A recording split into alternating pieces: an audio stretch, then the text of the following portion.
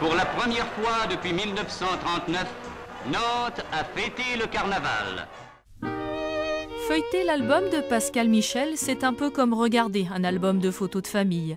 Au détour d'une page, on peut même voir ressurgir un petit bout d'enfance.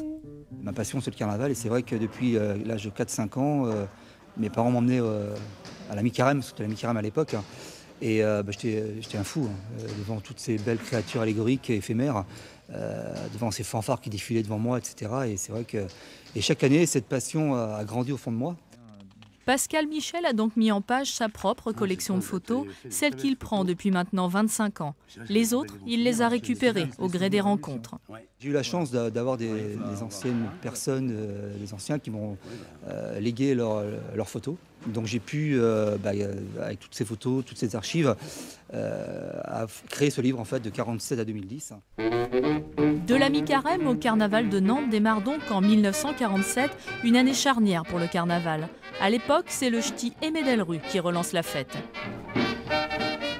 Logiquement, la mi-carême devait avoir lieu en 1946, mais vu qu'avec les bombardements et les décombres de la ville, le syndicat d'initiative qui pilotait à l'époque les fêtes de Nantes n'ont pas voulu faire une mi-carême à l'époque, donc ça a été fait en 1947. 50-60, les gens participaient beaucoup. Le public participait, notamment, il y avait les chars, autour des chars, le public faisait des farandoles, se déguisait beaucoup, les gens se déguisaient beaucoup à l'époque. Il y avait des patates de confettis géantes, et après le défilé, ça crébillonnait.